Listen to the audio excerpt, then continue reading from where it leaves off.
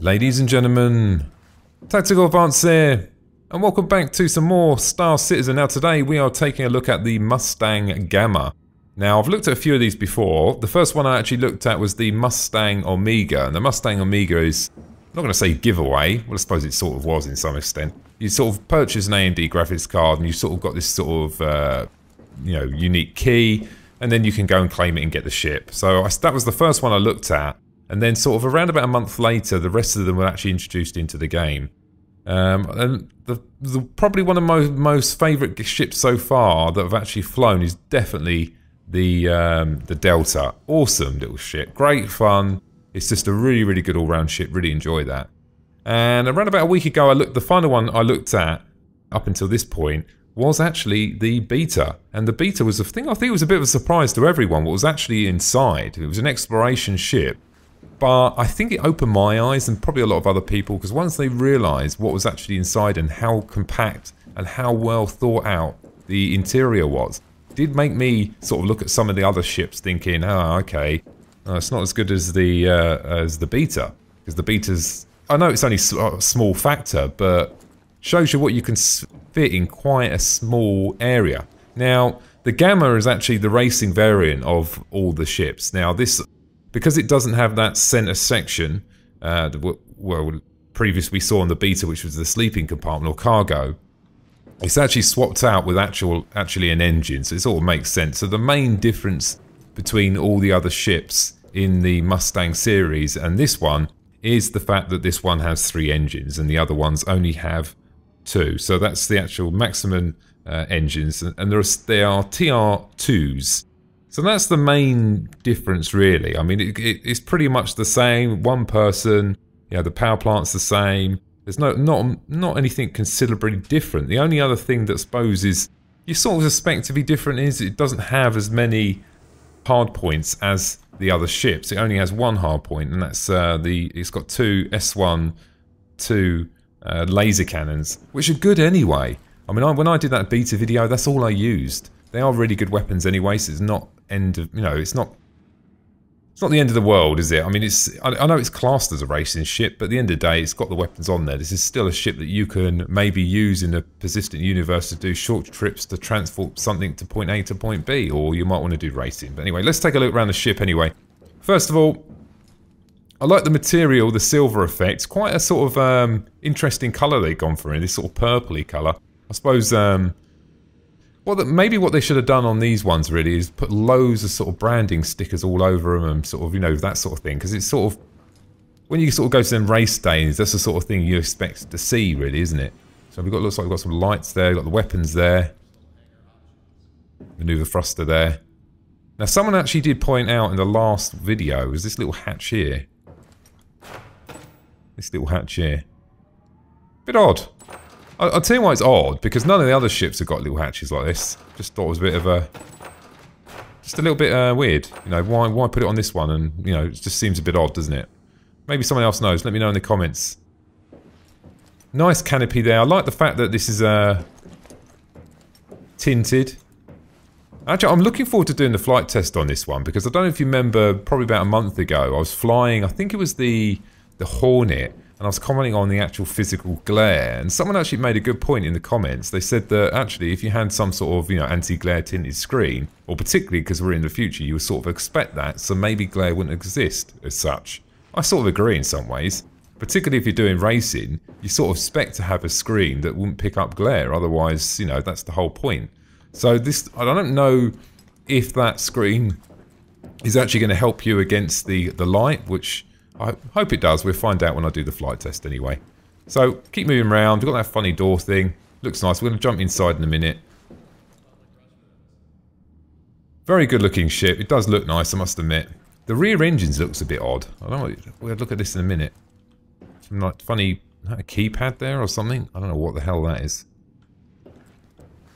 What's that say there? Well, that sticker's there. Ah, that's not right, is it? Surely it wouldn't be that slanted angle. So obviously someone's made the wing and it's gone that way. Surely that should be straight. Now, you obviously have the thrusters here. And you've got the same thing on all the other variants in this class. But you've got this centre one. It's a bit odd. Just the, I think the compulsion system is quite odd anyway. I just sort of expected that. I mean, that's almost a landing pad in there, isn't it? You could probably land a small ship. You would have thought that engine or whatever it is right at the back. Well, I say whatever it is because it's a weird compulsion system. I would have expected that to maybe sort of been like maybe 2-3 notches in. So maybe it'd been sitting here. Just looks a bit odd, that's all. Maybe it's some sort of futuristic racing engine thing or something. Looking around, nice colours there. Does look really nice. Got the same sort of legs there. A bit odd that it actually sits on these legs, isn't it?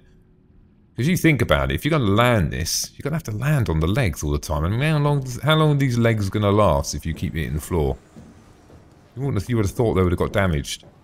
Maybe it actually has some little wheels that extend out on the rear and the front or something. And they, you know, fold up as you take off or something like that. That would probably make more sense, wouldn't it?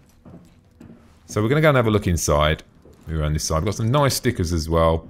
I'd like to maybe to gear it up a little bit and have a few more stickers all over it. But once we get them paint schemes and all that stuff, that's going to be really cool. I'm looking forward to that. You can colour all your own ships. That'd be great. Let's go and have a look around here. Now, I don't know. The animation's a bit odd on this one. I think they're probably got a little bug here. So, I don't know if we can actually go into different views so you can see this. Move a little closer. It happens very fast. I think a little bit too fast, in fact. There's a funny sort of noise. Don't know if you can hear that. That was my impression of it there. You actually see around the back there. There's actually quite a bit of room there, isn't it? We have a look.